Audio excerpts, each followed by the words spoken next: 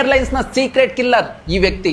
ನಮಸ್ತೆ, my name is Vijay Mallya. ನನ್ನ Kingfisher airlines ನ ಒಂದು ಟೈಮ್ ಅಲ್ಲಿ ಫ್ಲೈಯಿಂಗ್ ಲಕ್ಸುರಿ ಅಂತ ಕರೀತಿದ್ರು. But within few years ಅದು ಆಕಾಶದಿಂದ ಕೆಳಗ್ ಬೀಳುತ್ತೆ. ಇದಕ್ಕೆ ನನ್ನ ಮನಿ ಪ್ರಾಬ್ಲಮ್ ಅಂತ ಹೇಳಿದ್ರೆ ನಾನು ಪಕ್ಕಾ ಒಪ್ಕೊಳ್ಳಲ್ಲ. ಬಟ್ ನನ್ನ ಲಾಜಿಕ್ ಎಲ್ಲೋ ಮಿಸ್ ಹೊಡಿತು ಅಂತ ನನ್ಗೂ ಅನಿಸ್ತಾ ಇದೆ. 2005 ಅಲ್ಲಿ ಹೈ ಕ್ಲಾಸ್ ಸರ್ವಿಸ್ ಕೊಡ್ಬೇಕು ಅಂತ ನಾನು ಮಾಡಲ್ಸ್ ನ ಏರ್ ಹಾಸ್ಟೆಸ್ ಆಗಿಟ್ಟೆ. ಪ್ರೀಮಿಯಂ ಸೀಟ್ಸ್ ಜೊತೆಗೆ ಫ್ರೀ ಮೀಲ್ಸ್ ಕೊಟ್ಟೆ. ಒಳ್ಳೆ ಲಕ್ಸುರಿ ಫೀಲಿಂಗ್ ಕೊಟ್ಟೆ. ಬ್ರಾಂಡ್ ಇಮೇಜ್ ಏನೋ ಟಾಪ್ ಅಲ್ಲಿ ಇತ್ತು, ಬಟ್ ಅದ್ರ ಬಿಸ್ನೆಸ್ ಮಾಡಲ್ ಬಾಟಮ್ ಅಲ್ಲಿ ಇತ್ತ ನನಗೆ ಗೊತ್ತಿಲ್ಲ. ಟಿಕೆಟ್ ಪ್ರೈಸ್ ತುಂಬಾ ಕಡಿಮೆ ಇಟ್ಟೆ, ಬಟ್ ಅದ್ರ ಕಾಸ್ಟ್ ತುಂಬಾ ಜಾಸ್ತಿ ಇತ್ತು. ₹1 ಪ್ರಾಫಿಟ್ ಇಲ್ಲ. 2008 ಅಲ್ಲಿ ರಿಸೆಷನ್ ಬಂದ್ಮೇಲೆ ಫ್ಯೂಯಲ್ ರೇಟ್ ಜಾಸ್ತಿ ಇತ್ತು, ಆದ್ರೂ ಕಿಂಗ್ ಫಿಶರ್ ಅಲ್ಲಿ ಪಾರ್ಟಿ ಜೋರಾಗೆ ನಡೀತಿತ್ತು. ಅವಾಗ್ಲೂ ನನಗೆ ಗೊತ್ತಾಗಿಲ್ಲ. ಇದ್ರೆಲ್ಲಾದ್ರೂ ರಿಸಲ್ಟ್ ಇಂದ ನನ್ನ ಲೋನ್ಸ್ ಜಾಸ್ತಿ ಆಯ್ತು ಅಂಡ್ ಸಾಲ ಜಾಸ್ತಿ ಮಾಡ್ಕೊಂಡೆ. ಮೇ ಬಿ ಕ್ಯಾಶ್ ಫ್ಲೋ ಸರಿಯಾಗಿರ್ಲಿಲ್ಲ ಅಂತ ನನಗೆ ಇವಾಗ ಅನ್ನಿಸ್ತಾ ಇದೆ. 2012 ಅಲ್ಲಿ ನಾನು RCB ಜೊತೆ ಎಂಜಾಯ್ ಮಾಡ್ಕೊಂಡು ಆರಾಮಾಗಿದ್ದೆ. ಬಟ್ ಇನ್ನೊಂದ್ ಕಡೆ ನನ್ನ ಸ್ವಂತ ಎಂಪ್ಲಾಯೀಸ್ ನಮ್ಗೆ ಸ್ಯಾಲರಿ ಕೊಟ್ಟಿಲ್ಲ ಅಂತ ಸ್ಟ್ರೈಕ್ ಮಾಡ್ತಾ ಇದ್ರು. ಕೊನೆ ಗೌರ್ಮೆಂಟ್ ಬಂದು ಬ್ಯಾನ್ ಮಾಡಿದ್ರು ಅಂಡ್ ನನ್ನ ಏರ್ಲೈನ್ಸ್ ಶಟ್ ಡೌನ್ ಆಯ್ತು. ನನ್ನ ಬ್ರಾಂಡ್ ಇಮೇಜ್ ಅನ್ನು ಟಾಪ್ ಅಲ್ಲೇ ಇಟ್ಟಿದ್ದೆ, ಬಟ್ ನನ್ನ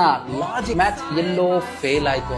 ಇಷ್ಟೆಲ್ಲ ಆದ್ಮೇಲೆ ನನಗೆ ಅರ್ಥ ಆಗಿದ್ ಏನಂತ ಅಂದ್ರೆ, ನಿಮ್ ಹತ್ರ ದುಡ್ಡಿತ್ತು ಅಂತ ಅಂದ್ರೆ ಬ್ರ್ಯಾಂಡ್ ಮಾಡೋದು ತುಂಬಾ easy, but balance sheet manage ಮಾಡೋದು ಸಖತ್ ಕಷ್ಟ. ಸೊ ನನ್ನ ಎಕ್ಸ್ಪೀರಿಯನ್ಸ್ ಅಲ್ಲಿ ಹೇಳ್ತಾ ಇದ್ದೀನಿ, ಕೇಳಿಸ್ಕೊಳ್ಳಿ. Don't fly high without checking your fuel tank. ಪಾಪ ರಾಘು ನಿಮ್ಗೆಲ್ಲ ಒಳ್ಳೆ ವಿಷಯ ಹೇಳ್ಬೇಕು ಅಂತ ತುಂಬಾ ಕಷ್ಟ ಪಡ್ತಾ ಇದ್ದಾನೆ. ಅದಕ್ಕೆ ನೀವೇ ಸಪೋರ್ಟ್ ಮಾಡ್ಬೇಕು. ಇವಾಗ್ಲೇ ಮಾರ್ಕಿ ವಿಚಾರ ಪೇಜ್ ನ ಫಾಲೋ ಮಾಡ್ಕೊಳ್ಳಿ. ಅಂಡ್ ಆ ಸೀಕ್ರೆಟ್ ವ್ಯಕ್ತಿ ಯಾರು ಅಂತ ಹೇಳಿಲ್ಲ ಅಲ್ವಾ? ನೆಕ್ಸ್ಟ್ ವಿಡಿಯೋದಲ್ಲಿ ಹೇಳ್ತೀನಿ. ಪಾರ್ಟ್ 2 ಅಂತ ಕಮೆಂಟ್ ಮಾಡಿ. ಅಂಡ್ ಚಾನ್ಸ್ ಸಿಕ್ಕರೆ ಮತ್ತೆ ಸಿಗೋಣ.